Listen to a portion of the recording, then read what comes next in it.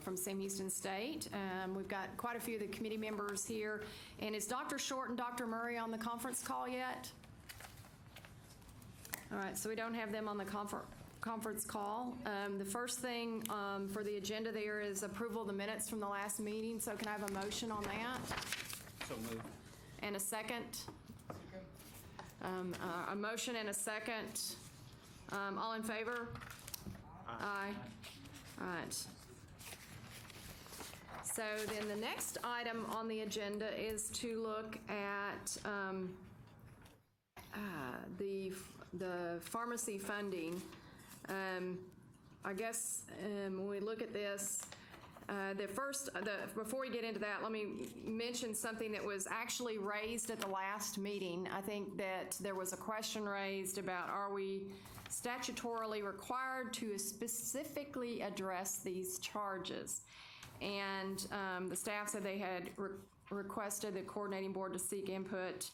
And so it does not require the committee to make recommendations. However, I think from the commissioner's standpoint, he's better able for him to help us with recommendations if we address the charge. And so I think to provide him a better useful input, it's helpful for us to make a charge on those, or to make a recommendation on those charges. So I don't think it's statutorily required, but it obviously is helpful to the commissioner if we do such. So. That kind of summarizes, I think, the outstanding question from the last meeting, and then we'll go on. And the charge 4 was to study and make recommendations on the treatment of pharmacy hours for professional practice pharmacy courses. And so we have some information that's in your packet, and so I'm going to ask Mr. Turcotte to go through that for us. Thank you, Dr. Hoyt. So the pharmacy funding policy resides in the class report reporting manual. Page 23 of the agenda materials for the current and previous policy statements have been provided to you there. The committee last reviewed this policy statement in 2001 before we had expenditure-based weights. That may help explain why the policy reads the way it does. So we have 2 issues for your consideration. The first one, the current policy actually directs the coordinating board to weight undergraduate pharmacy hours as science and not undergraduate pharmacy. We aren't doing that. There's no evidence that it was ever implemented. The formula doesn't, the calculations that run don't have any function or feature in them that would move those hours from pharmacy to science to receive that weight. The latest allocation was done on pharmacy weights. The undergraduate pharmacy weights have been in the matrix since '98 when it was introduced. We have 4 institutions, Texas Southern, UT Austin, UT Tyler, and the University of Houston. They would have received $218,000 less had we used the science weights instead of the pharmacy weights. Our recommendation would be to actually change the policy and continue funding with the pharmacy undergraduate weights. Does anybody have any question on that particular consideration? All right, that was pretty easy. Don't hold back now. All right, so the second one. I don't know that this group has been being bashful on any of that. So. Yeah, I won't accuse you of that. Paul, I think Paula is on the line. I mean, because I just called over there and they told me that she's on the line. Oh, okay. Since she has one of those pharmacy, it might be just good. Can we check to see if she's on that? Dr. Short, are you on the call? Well, she thinks she's on it. I mean, she's in her office, you know. Yeah, I mean, it may be that we can't. Dr. Short, if you're on the call and you can hear me, would you send me an email? I have my email here, and if we have an audio problem, we might want to get that fixed. I'm going to continue with the demonstration of the second consideration while I wait for that. My email's not that fast.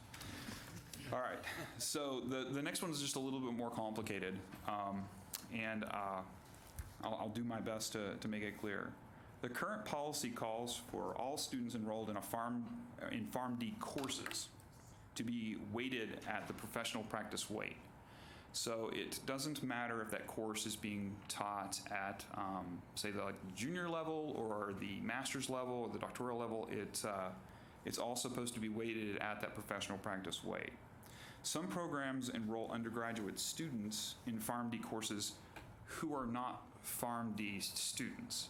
Now, the PharmD program itself, it's an entry-level program into becoming a pharmacist. The program actually starts their junior year. And so, there's a significant number of undergraduate students who are enrolled in the program. When they enroll in the program, on the student report, they get reported as a special professional student. So we wouldn't know whether it's a junior or senior or a professional practice person who's moved into the graduate level part of the program. We don't know that, but we do begin to see some students reported as juniors and seniors on that class report who are taking the courses that are in the program. It's not a large number. Those are in your agenda materials if you're interested. They're on page 24. Let's see, the enrollment of non-PharmD undergraduate students in these courses was likely not anticipated when they put this policy together. If you want, on page 24 at the bottom, it shows how the formula actually moves enrollments. So enrollments are moved to the lower of the two. When a student's classification, which is listed across the columns, and the course level down the rows vary, the hours are moved to the lower of the two. The only exception to this is special professional. In that case, all graduate levels, master's, doctoral, and special professional, are weighted at the professional practice level. If the standard method were applied, we basically have a $1,200 difference. So if you were to simplify the funding policy, we're shifting $1,200. And our recommendation would be to go for that simplification and remove the language that says that we're going to fund all the courses at the professional practice weight and just simply allow the global enrollment classification adjustment to take effect. We do have some additional information in the agenda materials that I won't go through. The policies that you're seeing in there, they include the adjustment for the science. They don't include the adjustment for the second issue. Any questions? Like, what am I talking about? Or I know it's complicated. Does everybody see the draft recommendation on page 22 on that?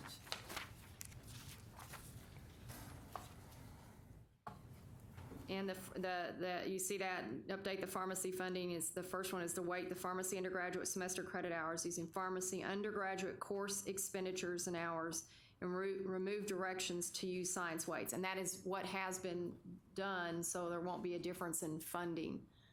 All right, and the second is adjust the PharmD program course enrollments in the same manner as enrollments for all of the other programs, which if that was implemented, would have made a $1,200 difference in the total funding for all of those students. So is there any discussion on that, on the recommendations related to pharmacy? All right, if not, can I have would somebody like to make a motion then to move the draft recommendations? Adoption of draft recommendation. All right, Ms. Pat. Do I have a second? Bob? Any other discussion? All those for approval, aye? Aye. Any opposition or abstention? All right, so that recommendation is done. The next item on our agenda is related to, I think, the fifth charge, actually. No, this was the second. Look here. Charge. Yes, charge 2, based on outcomes-based funding.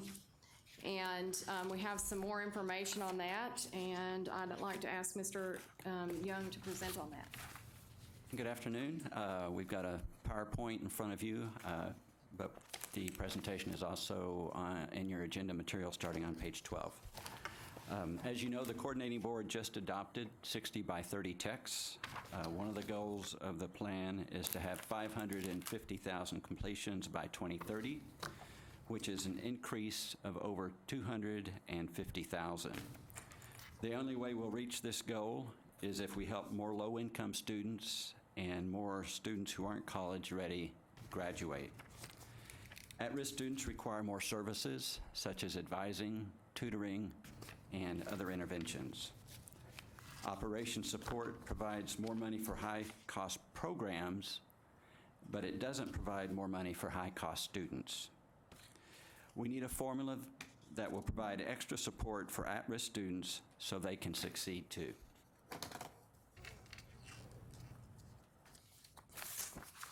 This model is simple and understandable.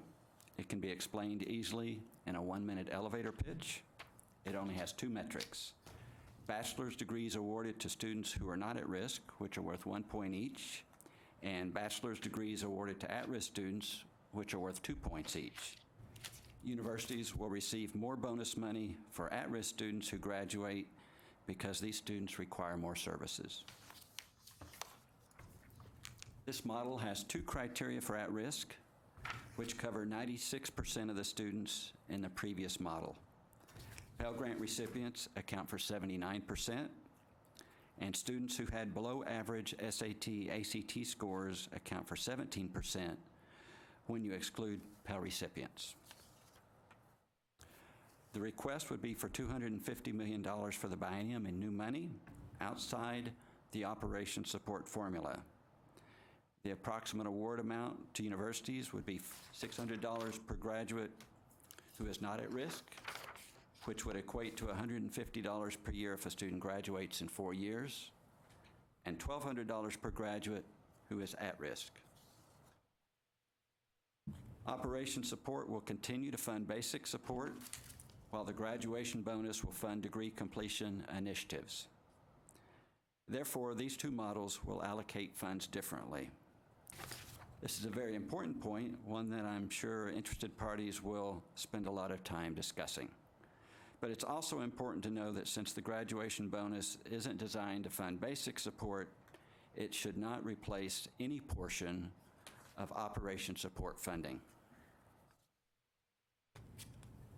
When you incentivize degree completion, you also incentivize many other things, so you don't need to weigh the model down with other metrics, such as graduation rates and time to degree, retention, enrollment of transfers from community colleges, excess credit hours, course completion, or affordability. The last slide shows the takeaways, and I'd be interested in hearing your thoughts about this simple model.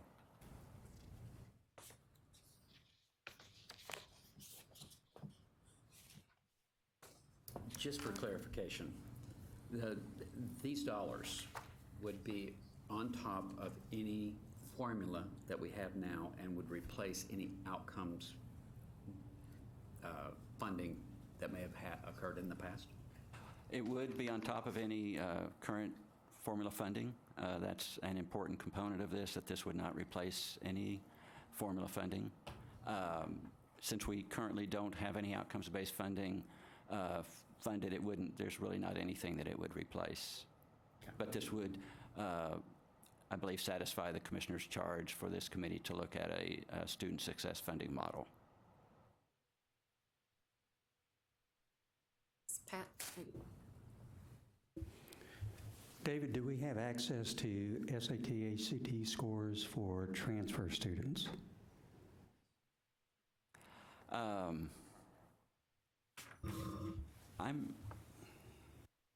believe so. We have access to SAT. Yes. Yes, I'm told we do. Maybe not in every case. It would only be the case if they reported them to us on the B report. There may be some we do not.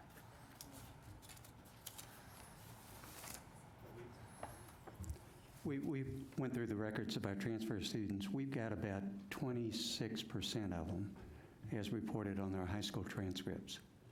But we don't require the ACT or SAT for transfer students coming into the university.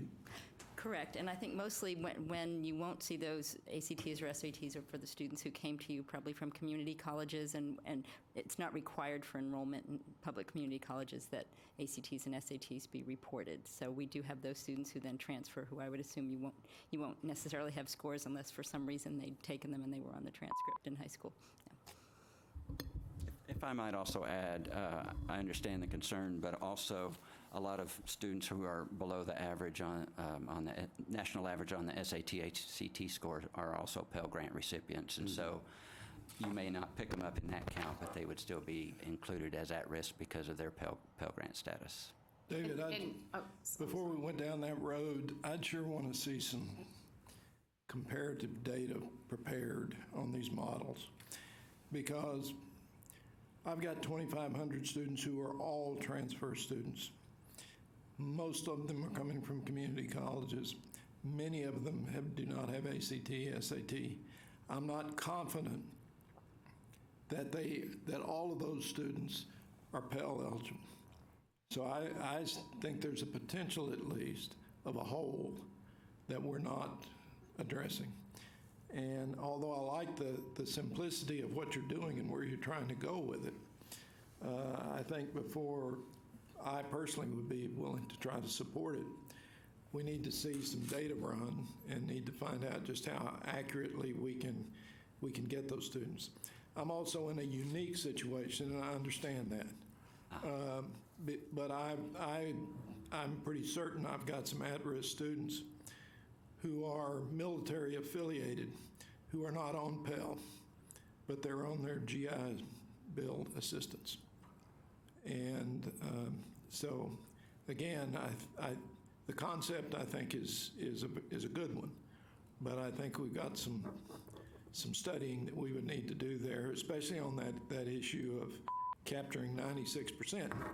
I wouldn't want to miss any of them if we can help, of those who are at risk. Well, we can certainly take a look at that.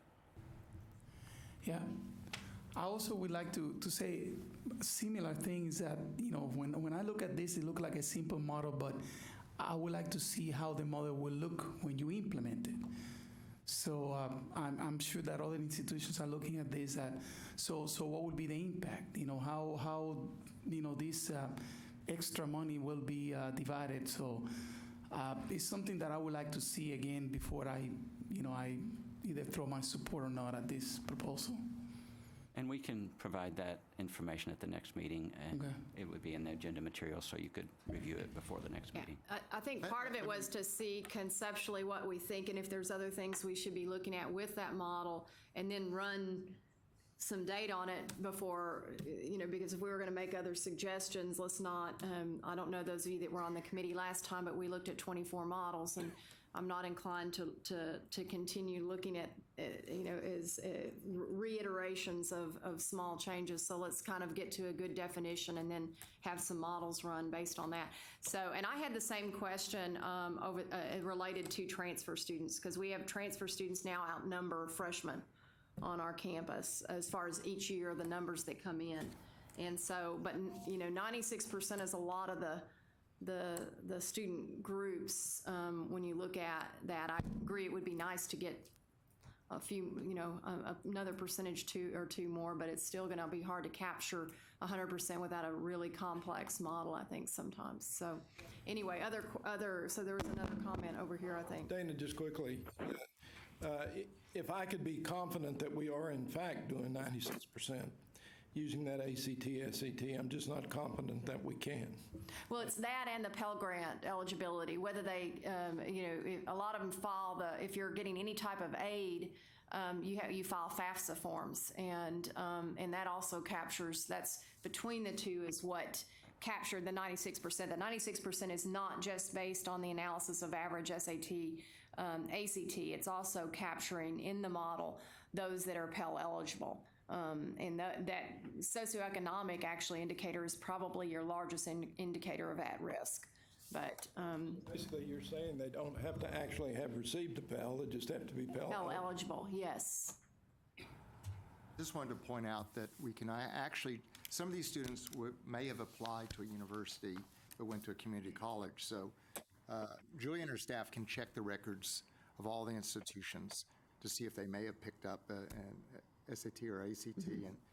And with the ACT, it's actually, the ACT tends to be more giving and providing us access if we want to go to another source, and they didn't actually submit it anywhere.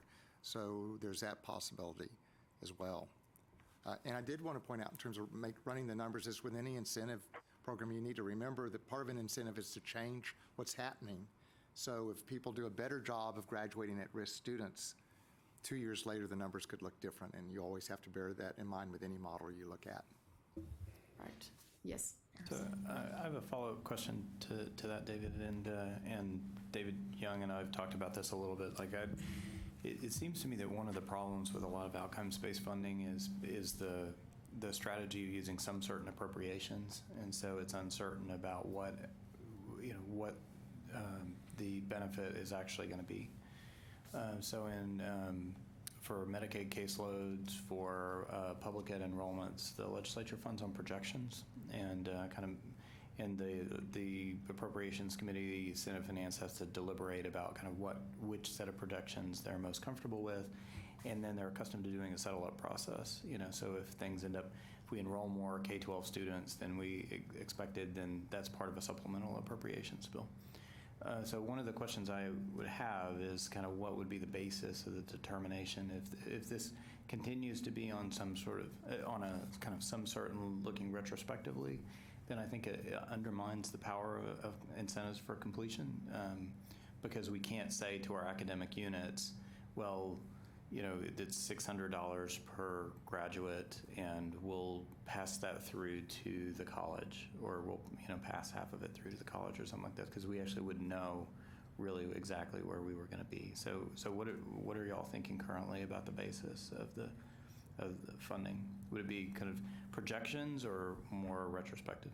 This would be based on a 3-year average, and so one of the things that would do would be provide some stability.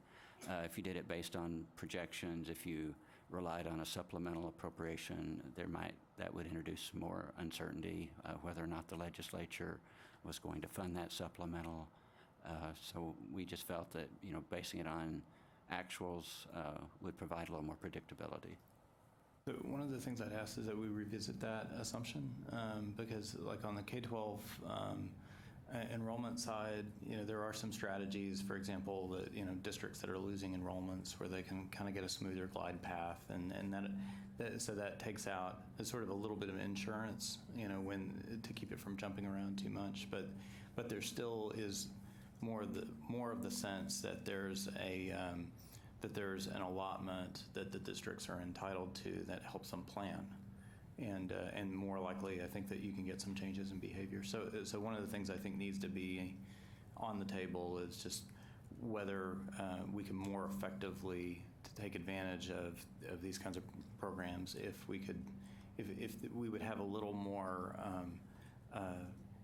sort of a nearer term benefit versus, well, it'll show up in our 3-year average some years out, and we'll kind of see where we are then. Projections can be tricky in having those levels set, and I think that could complicate things as well. Well, we have a $50 billion public school finance system. I mean, we're talking about a round-off error here. I was going to say, we do see a fair amount of stability in our completion, so we can bring you some past data with 3-year averages over time for institutions, so you can take a look at that. But I think it is fairly stable. Obviously, we've seen increases, but it's been fairly steady. I mean, just as a data point, the degrees awarded has a level of stability comparable to enrollment. I mean, it does fluctuate, but I mean, so that there are, universities are accustomed to thinking of that number, over time, and their experience with it, looking back, does give them a sort of set projection forward, where they. My impression is that universities are not accustomed to thinking about it in the context of these kind of incentive-based funding, generally. So if you wanted to say, okay, we want to create incentives around graduation rates where you could say to your colleges or your departments. So we have had universities that have had some substantial growth because they've made concerted efforts around degrees awarded. So UTEP, I think, is a great example of that. So if they had this other tool available to them to say, we're going to have direct incentives to the academic units or the support units that participate in that, then that's going to help amplify some of their efforts. It would be, is what I would think. And I don't think you'd add so much uncertainty into the appropriation. I mean, you can sort of, Monte Carlo it out and figure out, well, how much risk do they want to tolerate on it? I don't think it's going to jump around that much, but it would make a difference if you knew what it was going to translate into for the institution. We also have, built in hold harmless provision in the appropriations for higher ed. I mean, that it covers a certain percentage. So you were asking about an insurance, tool. There is an insurance tool already there. I do think that the piece on this is from the point of view of the institution as a whole, understanding the difference between closing the gaps and the 2030 plan. This mechanism really does make it very clear and simple to the institution to understand there's no institution that doesn't, every faculty member knows the value of SCH. This is, in recent years, the value of a degree has increased. This would just, I think, accelerate that integration into the culture, into the mindset, and work on the basis of an incentive system. Well, I think that's a good point, looking at it. But I think when we bring back, and if we agree on what we want to define the next model to bring back at the November meeting, I mean, you could look at that 3 years where it is across institutions and look at whether there's much of a difference. Are there some schools that have, from a regression standpoint, have a larger increasing line over that time period than others, and others might be more flat within those parameters of degrees awarded and stuff. And so I think that you can do some analysis. We need to make sure whether this is the model we want to do that type of analysis on, and see whether we want to look at just an average or how do we want to look at that. So, but I don't know that there's large percentage changes. And as a growing institution versus fairly flat institution, we have seen a large increase in degrees awarded in the last 5 years. So, do you look at a 5-year path and do a regression analysis? There's a lot of ways that you could do that and determine that projection, or look at it and just say that the variability is not enough that makes that much difference. Yes, Pat. The thing I like about it, two things. One, it's very, very simple. It's easy to explain. It's easy to calculate. Number two, it's add-on funds. So it's not going to create a redistribution of funds. It's an additional distribution of funds based upon criteria that would move us in the correct direction with regard to 60 by 30. So that's the beauty of it. Now, for any of us, we can estimate what it would mean to us. I've run the 3-year average of graduate degrees. I multiplied it by 600. I multiplied it by 1,200. I've got the range. I know that 40% of my students are Pell eligible, so I can narrow the range. I can't get it exact because I've only got 25% of the ACT scores, but I can figure pretty closely. Could I ask a question about that? Yes. Okay, because maybe I just misunderstood. So what I understood the recommendation to be would be for $250 million to be appropriated in addition to the formulas, with an estimate that would translate into $600 or $1,200 per graduate. So you couldn't be assured. I mean, if it's 250 million, some certain appropriation, and then it's determined on, there's a rolling average that happened, in the past, I guess, you could determine that way what had happened. But you wouldn't be able to say go forward what it would be worth to you or not. Is that a fair summary? I think for it to work, for there to be the $600 for not at risk, $1,200 for at risk, we've got to assume that the 250 wouldn't remain constant. The 250 would have to increase over time. Otherwise, the dollar value of the points So will that's have to what, decrease. so that's what I'm arguing. I'm saying make the 600 constant, make a projection, appropriate 250, appropriate 238, appropriate whatever, is intolerable risk. But let's say the incentives work and the institutions just knock it out of the park and we're ahead of the curve, then there ought to be, from the legislature, there ought to be some expectation that they would make good on that versus say, well, if we look at what you did 3-4 years ago and average that out, we're going to fund you based on that past behavior. So my proposal would be to say, make the 600 constant. That's what it is. No. Well, no, the proposal right now is $250 million. I actually also raised that same point, Harrison, was that that $250 million is if you set that in stone, is not $600 or $1,200 per graduate at some point. That's right. And I think that, now, when you look at that over time, also when you're developing the budgets, they'll be in the different bodies that look at this.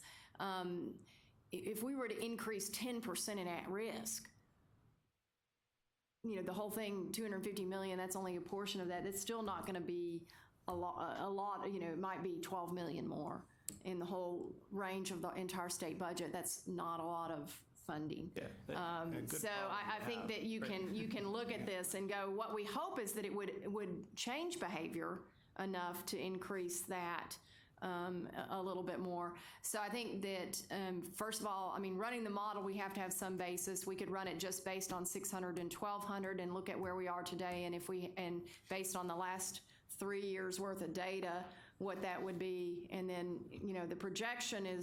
the projection is always harder to do, but you could always have a set-aside pool estimating that there's going to be a 5% change in that.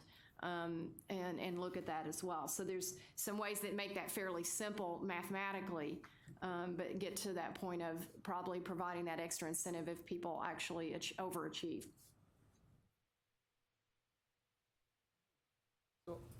I have one more question. So let's say that we come out with something here and we ask for is extra money. So I don't know the process, but what prevents the legislature from saying, we like this, but we're going to take it from the formula? They can do it that one. We would strongly suggest to the legislature that they not do that, because they fund two very different things. Because the operation support funds basic support, the graduation bonus is not designed to fund basic support. Now, previous outcomes-based funding models were kind of designed to allocate similar amounts of money in the thought that, well, the legislature could, decide that they wanted to up that percentage. But we, like the previous model was 10% of the base. So we have not tied this one to a percentage of the base, because we don't want the legislature to take anything out of the operation support. This should not replace anything that's currently funded. And so we would just emphasize that this is for a different purpose. It's to fund graduation initiatives to help students complete and do well. And this is where the plan helps us, because it is, by having the fourth goal, keep the debt at a certain level, over the next 15 years, there's going to have to be attention paid to, if we want to keep the debt down per student, the whole balance between tuition increases and appropriation is going to have to be So this is, I think last time we said we needed to come up with something that was tied to the plan. And when you get something that is, an incentive system that is really aligned with your goals, they start working together as part of your presentation, as part of your rationale for how you're doing it. So.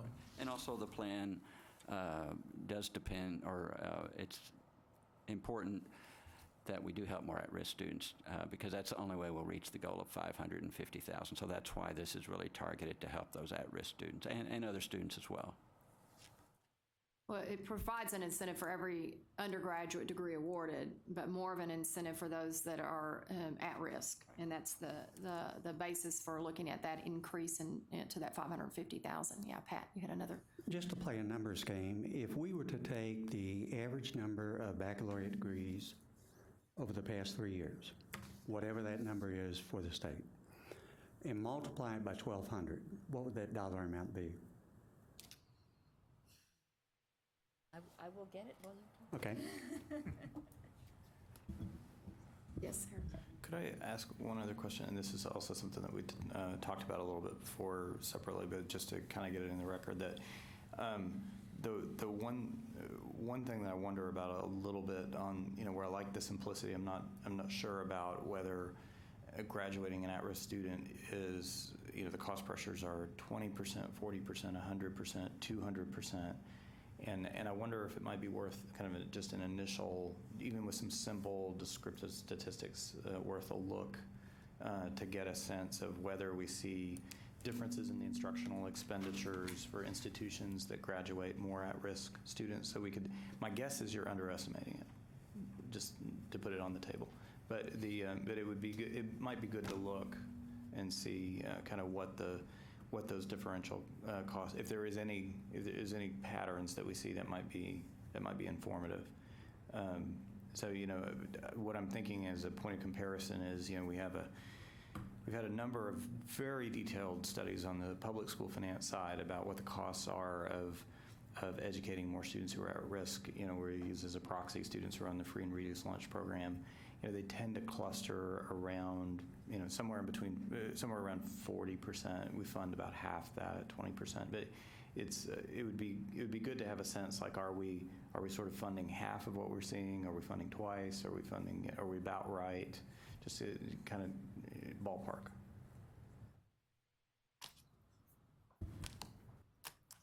Yes, Noel. So I agree with the need for more data. I'm just trying to listen to everybody's comments and kind of see what data we're asking for back. I think, one, it would be good to see, based on 3 years, what the distribution based on just this graduation bonus would look like. But I also think that, as Dr. Hoyt mentioned, there was a lot of iterations gone through for last times, and that's kind of where our charge started.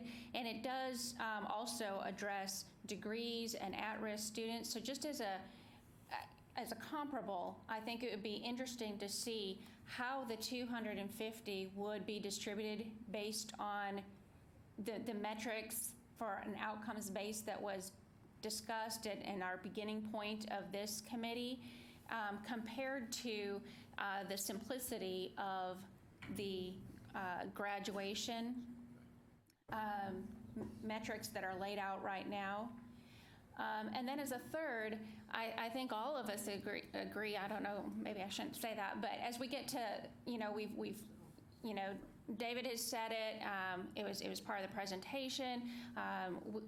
There is a need to, first and foremost, fund the formula for our enrollment, our inflation, restoring our base rate, and I would hate to see something pulled away. So as a third comparison, if there were $250 million, how would that look like distribution-wise if they had that available to put towards increasing on the regular formula, even just going on, where we are today, the current rate, how that distribution would be. So I think that would give us some three comparables to kind of, as close as we can to apples comparison. I know that's very difficult, but to kind of look at, if we go with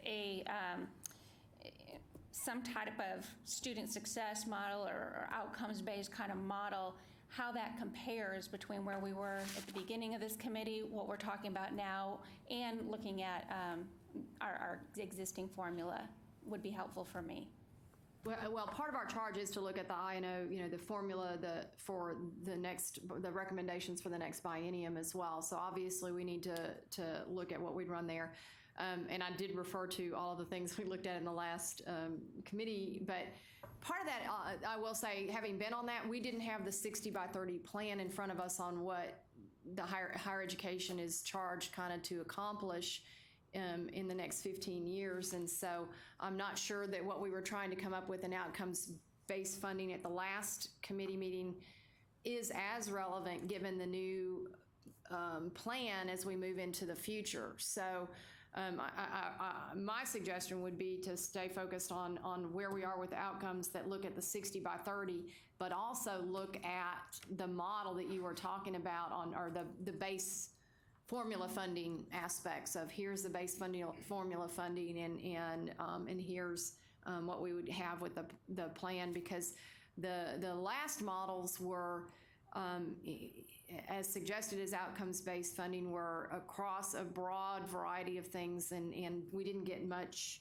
traction legislatively because it was so complex. And it really wasn't tied to any strategic plan. I think that was brought up over here. If you have something tied to a plan, it's easier to explain it as to the logic and why. And so, I mean, that's my only thing and believe me, I went through all of those as well. So I kind of am looking at the two charges, one in the 60 by 30 and the other with the formula. And I think we could run that $250 million under both and look at that on comparisons, because that would give us the comparisons under the formula as well as the comparisons under the 60 by 30 on what we're looking at. And let me just also elaborate more on the thinking process of the development of this model. It really is tied to the 60 by 30 text. And so the first question is, what kinds of things do we need to do to achieve the plan? And it was obvious that, it couldn't be business as usual. We needed to fill any gaps that we had in our current formulas, and it was clear that the current formula does not address really the at-risk students, the extra services that they need. And, the percentages of at-risk students served at institutions vary from somewhere in the 30% range to 90% range. And so those that, are serving above the statewide average are really at a disadvantage. And so what we were trying to do was to develop something that would help those institutions that have a larger share of the at-risk students. And so if you try to do that through the outcomes-based funding models that were looked at previously, you really couldn't do that. And so we really were looking at something new, something that, and we knew that it would reallocate, or it would allocate money different. It wouldn't reallocate funds, but it would allocate money differently than the current INO formula, because it's for a different purpose. So we understand the importance of the discussion of the dollars, and we'll certainly work to provide any information that y'all need to make your decisions. I will add that we had 93,000 bachelor's degrees awarded last year, almost 94,000 by our public universities. And so if we took a 3-year average, I think I did a 3-year average at 90,000, because the year before it was just 90,000. So if you want to multiply that 3 years by 1,200, it's 324 million. We multiply it by 600, it's 162. So obviously we're somewhere in between there. But we'll provide the actuals in terms of those at-risk students versus the not at risk for you. Well, what that tells me is what I like about this, the simplicity. I like the constants, the 600, the 1,200. The whatever the total is for the biennium should be a variable. And based on that, it's the 250 is within that range, so it's a kind of a ballpark. I think that's what was that David used to kind of try and come up with that estimate of about 600 and 1,200 was somewhere around there. And obviously, I agree. I like the idea of a constant there, and then potentially looking at some variability in the biennium funding. I'm not sure. That'll go to other discussions at future points, but I mean, I like that it's, and it also takes it in a different approach, because our formula has been kind of per credit hour. It's what we need to operate. It's what we need to teach classes. To me, this feels outcomes based because it's based on a degree awarded. and it's a value based on that degree awarded. So, and hopefully that can separate it from that idea of somebody mentioning not pulling it out of the, I think not pulling it out of the formula. I mean, they're in funding entirely two different things. So there's been demographic changes throughout the state and the universities. When we take a look at this and we look at the 3 years, is it possible, and I know you've got a lot of things to go look at, but can we go the 3 previous years before that? And I realize there's a decrease in the number of awards, but the mix among the institutions as certainly. what we're seeing as a change. Yes, we'd be happy to look at that. And I think that's where I went back, like, I know I have my numbers in my mind for my 5 years, kind of where I was moved over 5 years. And if you look at that at risk and not at risk, that almost gives you a regression of where you see changes along. You need more than 1 or 2 points to see if there's changes in variability amongst some of the institutions. And that might be worthwhile to look at that as well. When we look at that, but Yeah, I was going to add one of the strategies in the plan is to increase the percentage of students coming directly from Texas public high schools, and we've seen an increase in economically disadvantaged students. If you look at the TEA data on the students who receive free and reduced lunch, those numbers have increased for economically disadvantaged students. It seems in the context of what you were saying, you may also need a number because you're looking at the graduates by risk and not at risk. I think you probably need numbers for each institution in terms of enrollments, like when they first came, by at risk and not at risk, and then the graduates, because there is some difference between institutions and how successful some are at both groups of students. And that's going to reflect that final number. And one of the goals is to help and improve that number on both sides. And so I think you have to bear in mind, I think most institutions in here have made just dramatic changes in terms of graduates of both groups, but there are a few institutions that have many, say, at-risk students, and they haven't really budged that line very much, although I know one that hasn't in general has had a huge increase on the community college transfer side. It's probably increased maybe over a decade, 1,000 more graduates primarily from community college transfers. So you need to bear in mind there's some things behind those numbers that we're trying to incentivize. I have one more question, and maybe it's because I don't know the process, but the materials that you sent me indicates that already the current formula funding is not at the level that we would like it to be. It seems that it has not been keeping up with many factors from inflation to so on. So we're asking the legislators to increase that, but not by the full amount that we like. I guess the model that was run is like we take, I don't remember, but not to a level that we wanted. So I'm trying to think, if they're already not funding the schools at a level that this group believe should be funded, how wise it is to say, oh, by the way, we want you to add another $250 million to something else. I mean, isn't better to say, take those 250 and put it in the current model? Well, I think that was Noel's point, to run it that way as well, so that we would have that run it under both parts. I think part of that on the charge is looking at how do we shift behavior to get to where we need to be under the 60 by 30 plan with 550,000 degree certificates, and also trying to keep pace with what we need in our base funding under the formula. And how both of those are looked at. And so I think that's, those are the two things that we've kind of really have to analyze and look at and run. I think we need to run a couple of models based on what we're going to talk about in a minute, which is the formula, and then we need to decide if we're going to have, what we're going to have run along this plan as well, and then can look at those at the next meeting.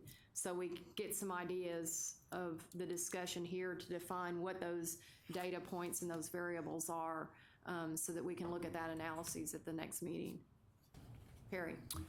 Plus, you have the statute requiring something on performance funding recommendation, and you have the commissioner who wants to submit something on performance funding.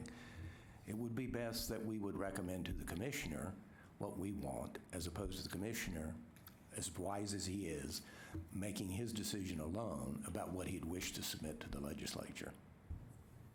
So I'm in favor of us coming to some conclusion, even if we do not think, and we all probably do not think, that we have enough funds in the regular formula. And I do like the simplicity of this. Remembering all the models we went through and the amount of time it took, and then they all went over to the legislature and nothing came of it. Nothing may come of this either, but it does speak to the goals of the strategic plan, and it is simple enough that anyone can understand it very quickly.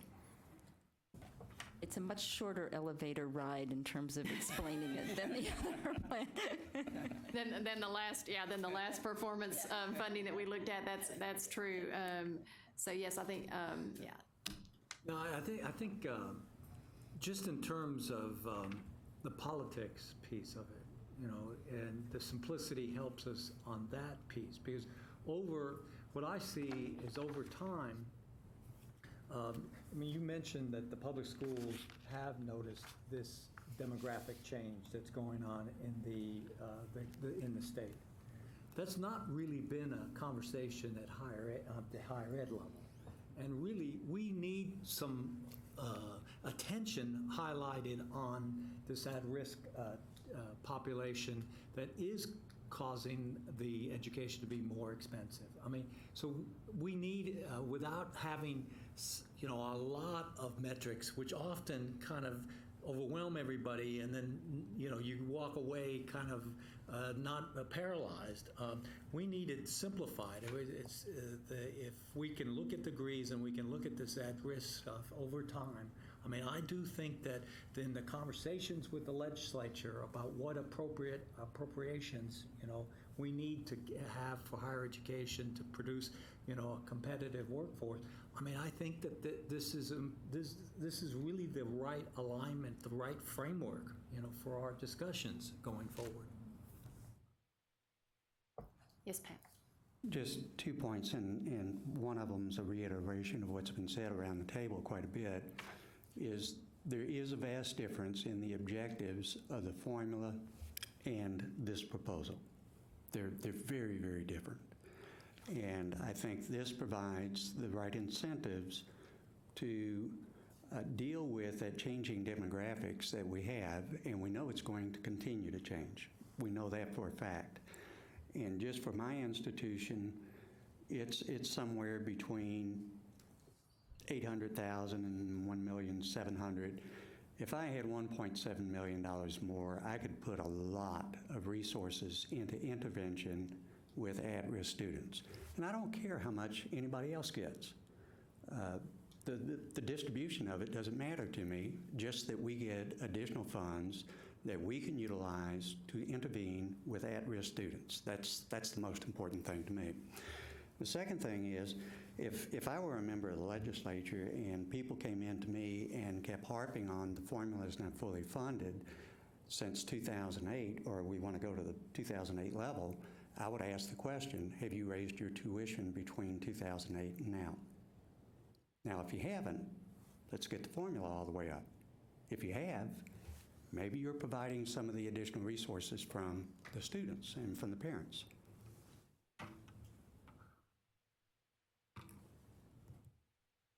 Yes, Bob.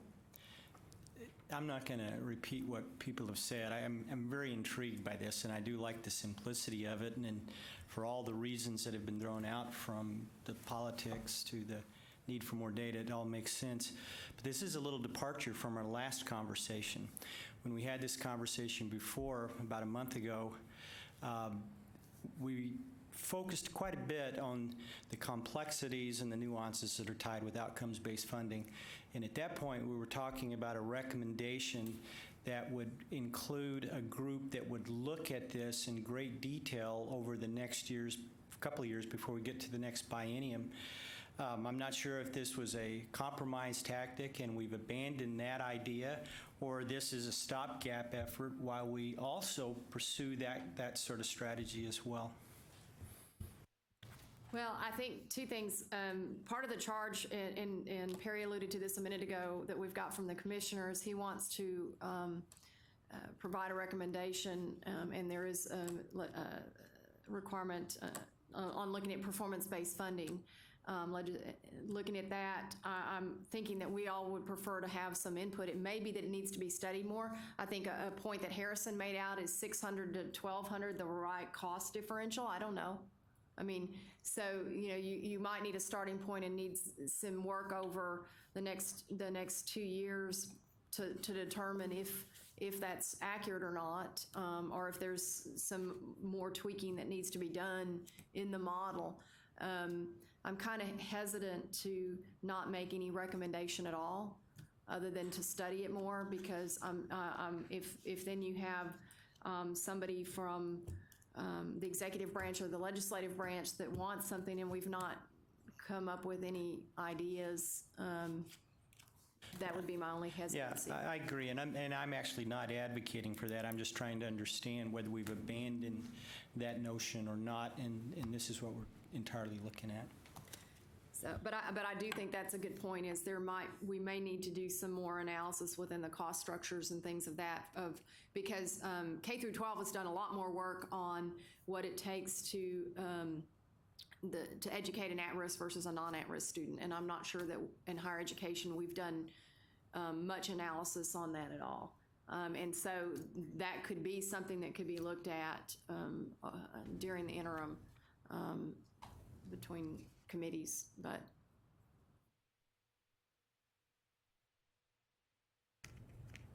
other comments, suggestions. All right, so I've written notes. I'm going to try and summarize this a little bit. So if I think that what we're hearing now is that we're not ready, obviously, with a draft, that this is a recommendation, but we're going to bring back some data points to look at, or some information to look at the November meeting. I would draw your attention to, if you have a moment, in the materials, page 10 and 11 there, it talks about some of the other states, and I actually have looked at the performance-based funding in quite a few of those states, and some of them are very complicated. One thing I know that we've had discussions about is trying to keep it simple, but there's some information there that you can kind of look into more detail if you have more interest in that. But my summary is that we were to look at running this base kind of idea of 600 and 1,200, not necessarily the number of millions, based on the last 5 years worth of degrees awarded at the undergraduate level by risk and by at-risk and non, so that we can see kind of where that is and what the shift in the patterns. David Gardner's comment might be, to put that in context, is to also just include enrollments there, because you see a shifting in enrollments. You might also see a shifting in degrees awarded. To look at this and be able to discuss it in more detail, to look at a recommendation or not for the next meeting. Is that a fair enough summary at this point? Well, and I think to look at the model where it's over the formula amount versus within the... Well, and I was going to kind of talk about that within our next discussion good. point. Okay, I is the apologize formula. that I jumped the gun. Yeah. So I didn't want to lose that, but I think that this one is really on the outcome aspect of this, of looking at degrees awarded, and so that would be kind of this. And then I agree that when we look at the formula, we need to look at the formula at varying levels of what this would do and would not do. Based on that, might be an idea on the next one, but we've got some discussion points on that. Yes? Yeah, I agree with what you've summarized. I just think it's also helpful to have some comparisons to know that, like you said, this is kind of new. We talked about a lot of different variables at our last meeting together, and I agree there's simplicity here. There's something, but how can we compare that's doing the right thing if we don't compare it to running the same amount of money through the formula, or again, running it through the model that we started the committee with, that had been agreed on last time, just so we can see some type of comparison on the funding and how we could invest that funding to meet these 60 by 30 So goals. your suggestion would be just to take this 250 million, if that's what it comes up with. I mean, if we're 600 and 1,200, it may be 253 million, whatever that is. Whatever you come up with. Run it Is to through take that 253 million and just run it through the formula, through the I&O formula, basically.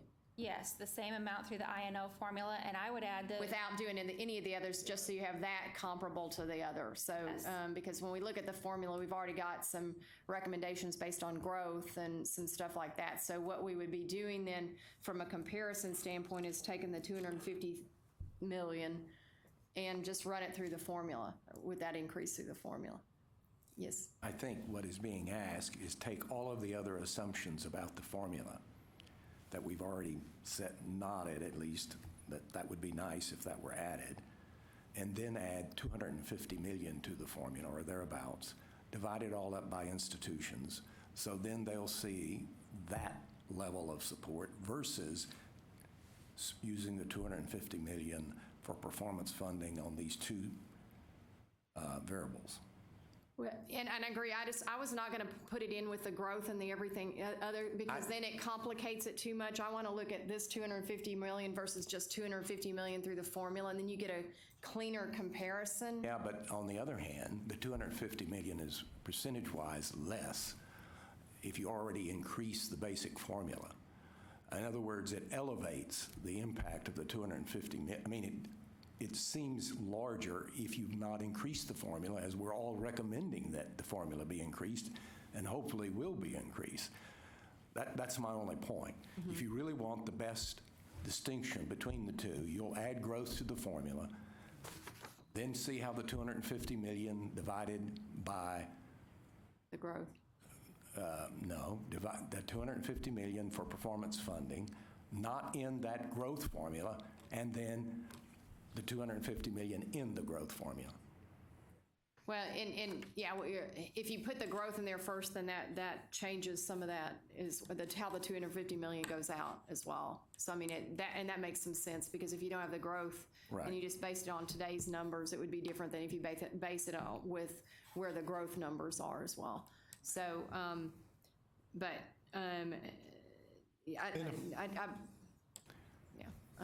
just keep in mind, it might be easier to get 250 more for performance funding than to get 250 more on top of growth, on top of the basic formula. Yeah.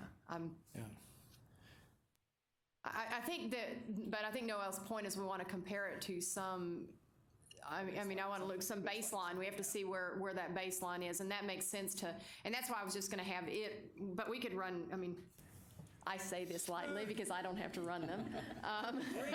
But we could run that with, I mean, it'd be interesting to see this, with this based on the 600, 1,200, just the 250 million through the formula, and then this with the other components in the formula, which gives us a couple of base data points to provide good comparisons to, and I say that lightly again, not having to run all those models. If we have a lot of data points, we think much more clearly. Yes.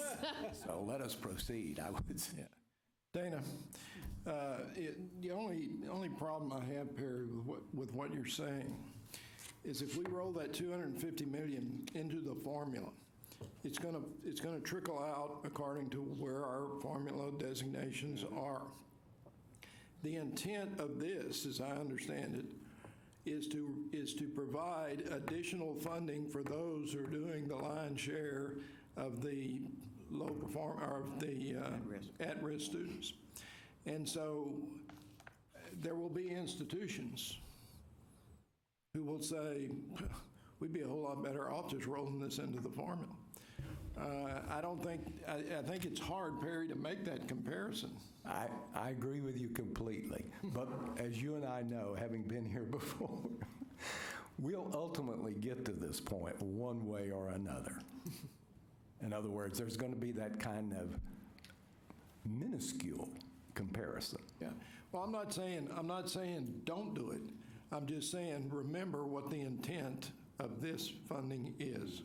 Oh, I and I agree. think, but I like, anytime you can provide comparative data, you can see whether you really are providing a reward structure for what we're trying to get to or not. Because if you don't compare it to anything, you can say this is providing that reward structure, but is it really doing that or not? And I think that providing a couple of data points to compare it to helps me to clarify in my own mind, are we actually doing something with working toward this outcome-based or performance-based funding, whatever terminology you want to use, that makes sense. And I think that's part of it is, again, I say lightly because I'm not running all the models, but. No problem.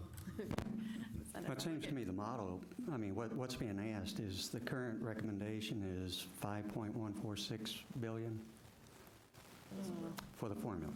And all you do is add whatever that dollar amount is, be it 250 million or 140, I don't know what it's going to be.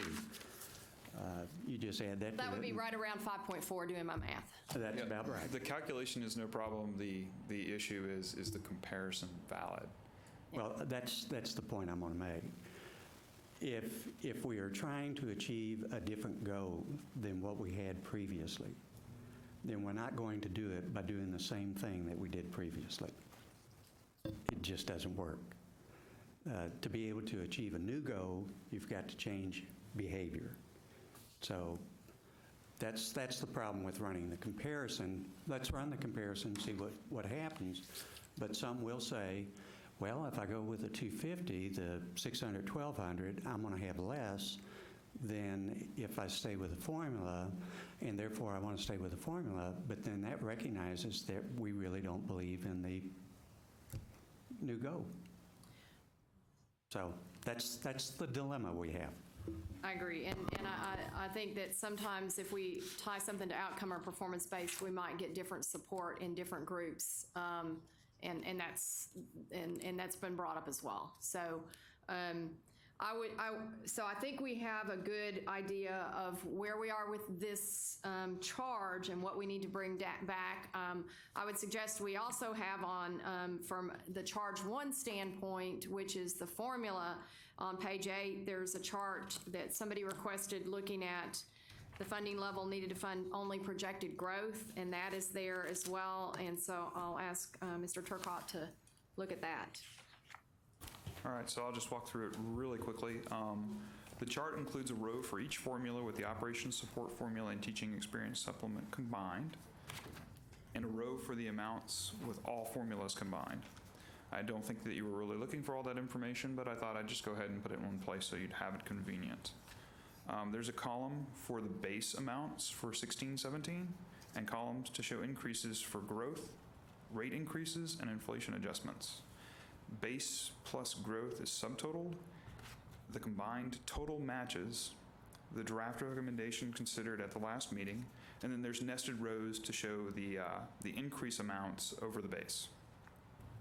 Increases for growth make up 3.5 of the 10%, 162 million. Additionally, the recommendation calls for 191 million, 4% for rate increases, and 116 million for inflation, or 2.5%.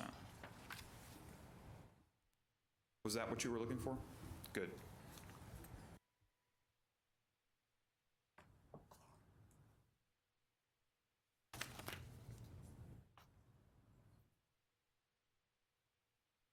Yeah, the reason why I wanted the information is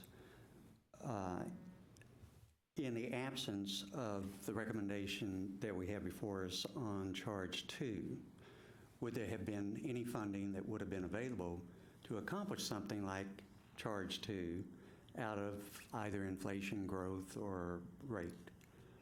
But if this is additional, I go with the 5.146.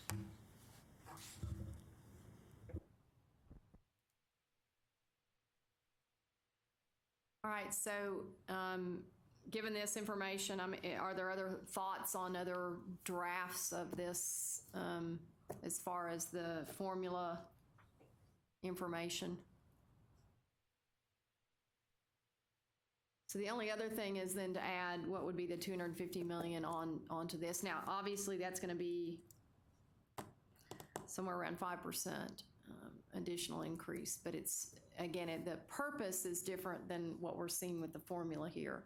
But the information was to look at these items per institution, and so adding that per institution as well, because in total, there's not a difference.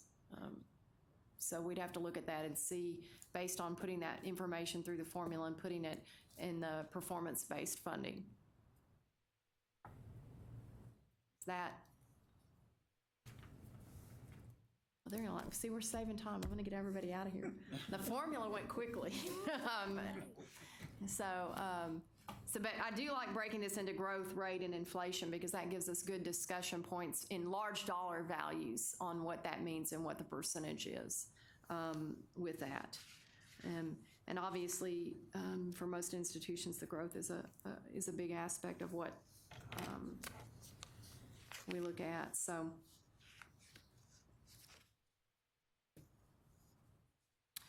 All right, so the last thing then we have is to make sure we've got everything kind of set up for what we want for the November meeting.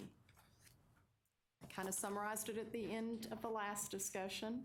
I guess I'll try and do that again, or if we have notes, that what we're going to do is look at the outcome or performance-based funding at $600 and $1,200 per non-at-risk and at-risk students over a 5-year cycle, as well as including the undergraduate enrollments under those two categories as well, and looking at that distribution to whatever dollar value it comes up with for the most recent data. And then if that is 250 million, then we would also add that 250 million distribute by institution based on the formula. And therefore, we'd have a comparator, whether it's appropriate or not, or whether we'd get the same 250 million based on a non-performance-based. That's it at least provides us 2 data points to evaluate, I think, is the, and then we can debate the political and the approval issues on both sides of that when we have the information in front of us. And so I think that's where kind of the last 2 things we're down to for the next meeting. Yes? I think the issue of the at-risk definition, we talked about the early part of the meeting with regards to the transfer You're right. students. Could you Yeah. rewrite that? Because I was busy trying to get people. He was trying to get people on the phone. What there was on the at-risk is that we were concerned whether we would truly capture 96%, since many of the transfer students do not have ACT, SAT numbers necessarily. And we are getting, and to serve, and to look at getting 550,000 students, we're going to have to take more and more transfer students and get more and more of them to transfer and go through that cycle. And so that 96% might start dropping down if we can't get if we don't have some read on which ones of those transfer students we actually have ACT, SAT data for.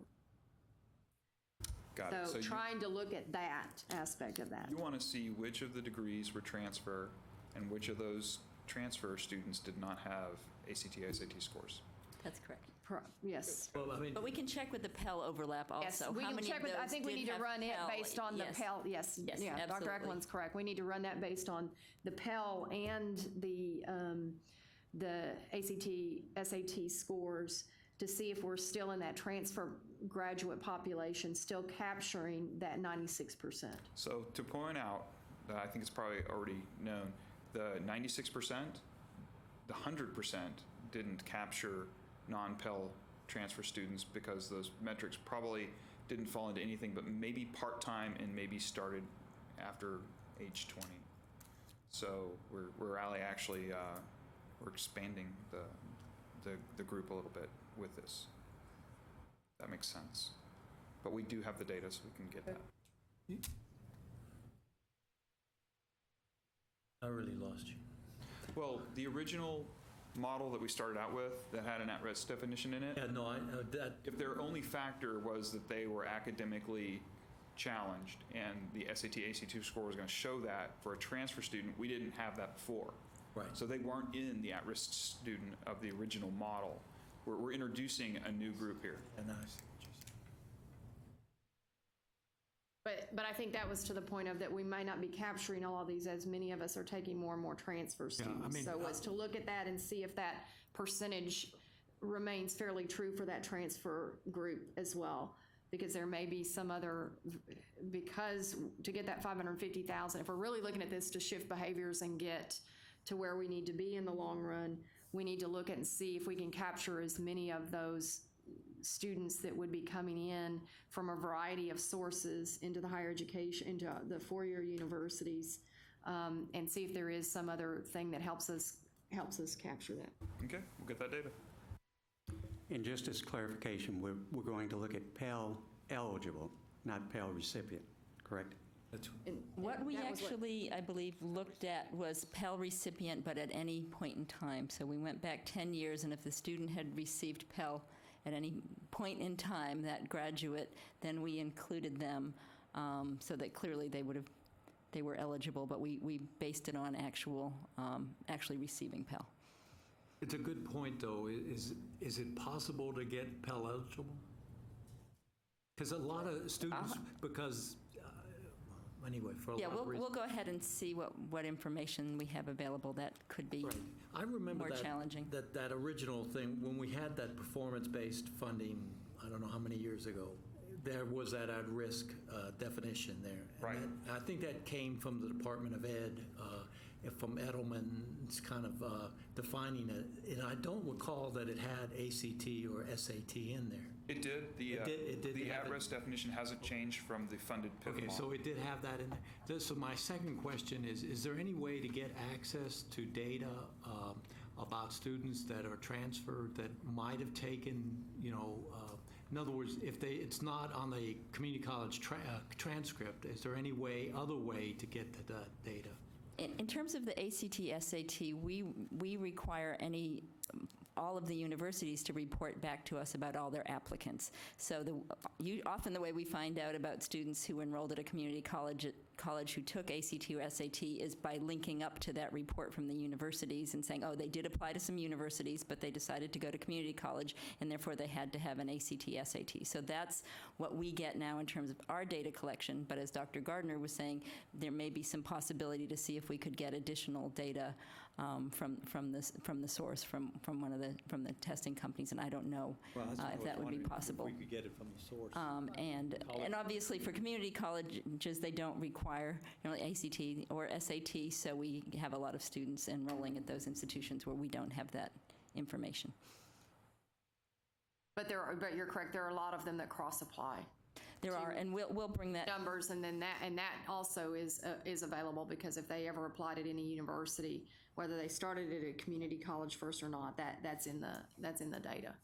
Yeah, and I wouldn't be surprised if the population who ends up transferring to a university, that we have higher levels of those students initially taking an SAT, ACT than of the overall population of community college enrollees. So we can bring you the exact numbers in terms of what we see for students with that information. It would seem like we could get it from the testing company, since we get PSAT from the testing company to recruit. I mean, and again, we can look into that, and but there are going to be some students who, because they're not required to take it, we don't have that information for them. agree, Yeah, I agree. but we'll look into that for sure.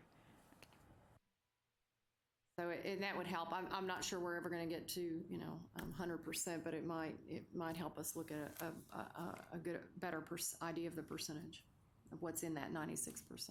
And the So other that thing- was the only other thing. Yes, that was a good point. We forgot that. And the other thing that we did talk about when we talked about transfer students is that if they're coming to you with already completed hours, then they're more likely to get to that point of graduation. We would hope, and especially with incentives to work with those students, to graduate in a shorter time frame. Many of those students are finished in 2 years or 3 years, and so in terms of the graduation bonus, that would be available when those students complete. Yeah.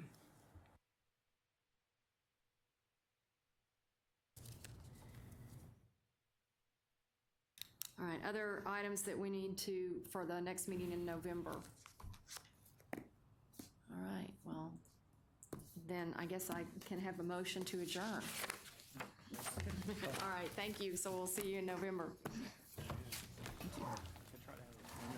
Discussion, right? My blood sugar is.